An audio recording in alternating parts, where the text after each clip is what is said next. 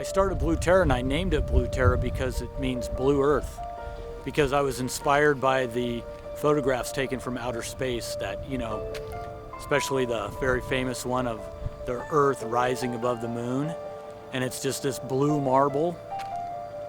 And it's our only home. And we're trashing it. I don't understand it.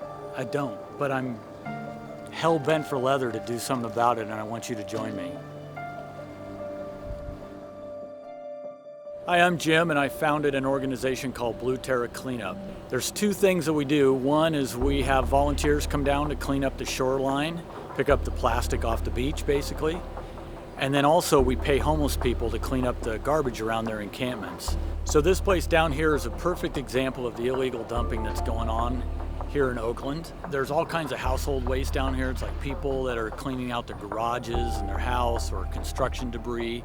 And they bring it down here by the truckload. And I think what's going on is that people feel that because the homeless people, that there's some garbage around their encampments already, that it's kind of a free-for-all for them to just come and do illegal dumping. And these are people that live in homes and have businesses and could easily afford to go to the dump probably, but they think that this is the cheap solution.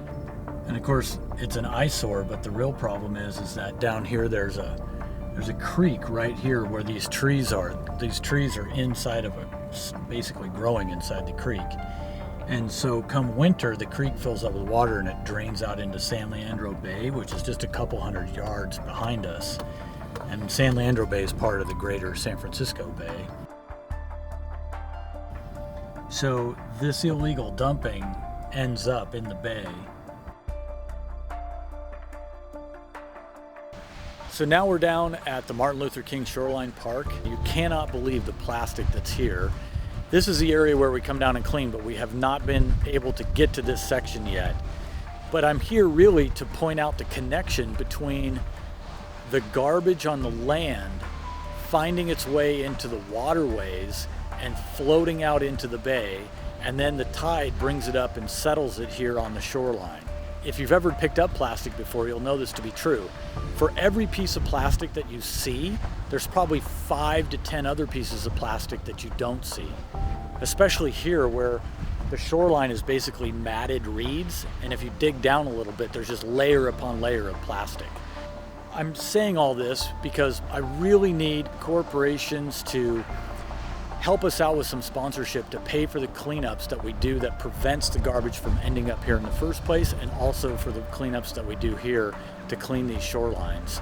My plea, I'll get on my knees in the mud here and beg if I have to, but we need funding to take care of this problem. So who's going to be the first to step up to the plate and be the corporation that helps us out? Thanks.